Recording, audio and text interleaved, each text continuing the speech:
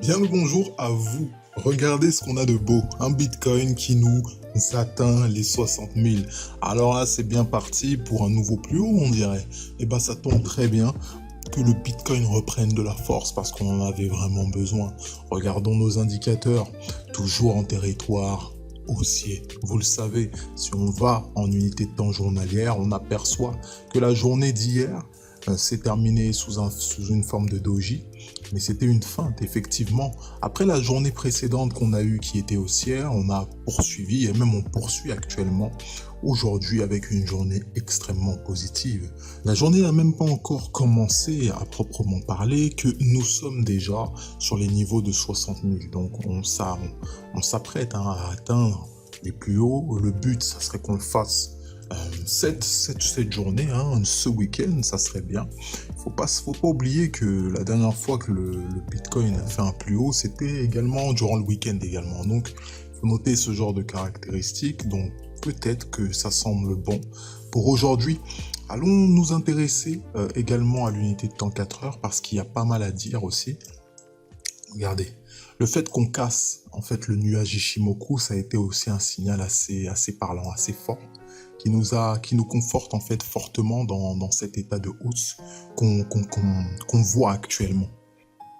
Il suffit de mettre les niveaux pour s'en rendre compte. Regardez à quel point la précision de nos niveaux est extrême. C'est-à-dire qu'on a cassé les 58 300. On a fait pas mal de feintes sur ce niveau tellement il est fort. Ça correspondait aussi au haut du nuage Ishimoku, comme bon, cet indicateur est très précis, vous commencez à le comprendre. Une fois qu'on a cassé de manière franche ces 58 300, on a allé casser notre résistance des 60 000. Et là, actuellement, c'est en cours.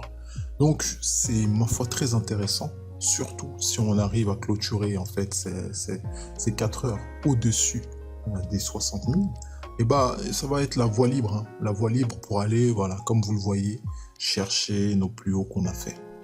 Donc, on n'en est pas loin. On garde l'œil très à l'affût sur ces niveaux de prix-là. Regardez en unité de temps 1 heure, c'est d'autant plus visible, hein, d'autant plus visible, parce que c'est durant cette nuit-là que tout s'est déclenché. Là, il y a pas mal d'intervenants qui ont décidé de charger, donc de prendre vraiment le cours comme vers la direction où est-ce qu'ils souhaitaient l'amener. Et ben regardez, les acheteurs ont finalement repris du poil de la bête. Et ben c'est ce qu'on attendait. Enfin, c'est ce qu'on attendait parce que il est vrai que l'hésitation c'est bien, mais la direction c'est mieux. Donc là, on semble bien parti. Attendons juste de voir en termes de prix ce qui va se passer. D'accord. Donc nos indicateurs, on le voit, ils reprennent de la couleur naturellement. Naturellement, que ce soit le MACD ou même le RSI, on commence à bien reprendre de la couleur. Donc c'est ça à noter, pas mal intéressant. L'Ethereum également nous fait même un plus haut. Regardez, c'est merveilleux. Hein, parce que quoi? Là, je vous l'avais dit que lorsqu'on va casser les 2115, c'est un niveau qu'on a placé hein, en direct, et bah ça allait partir. On les a cassés. Hein, on les a cassés durant la nuit là, à 5 heures du matin. Une fois que ça a été cassé, et bah voilà, c'est parti. C'était assez évident en même temps. C'est assez évident. Puisque si on monte d'unité de temps, vous pouvez voir à quel point le niveau était vraiment puissant en fait. C'était un niveau, vous voyez le nombre de mèches qu'il y a eu là-dessus, le nombre de clôtures qu'il y a eu là-dessus. Dès qu'on l'a cassé, ça paraissait quand même évident que on allait aller au moins chercher les 2150. C'est ce qu'on a fait en fait sur la bougie même en question. Et après, bah, ça a décidé de faire un nouveau plus haut, ma foi.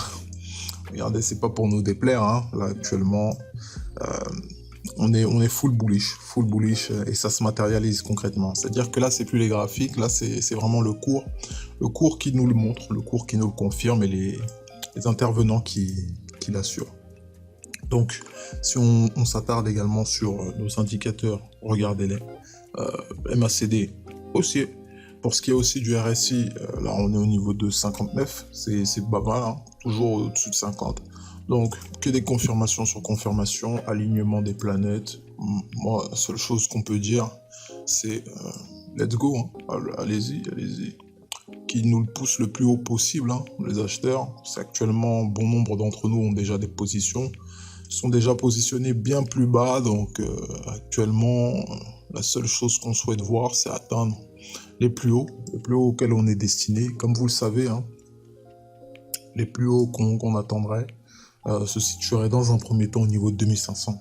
Je pense que c'est un niveau fort que tout le monde attend. 2500 sur l'Ethereum et par extension les 3000 bien entendu.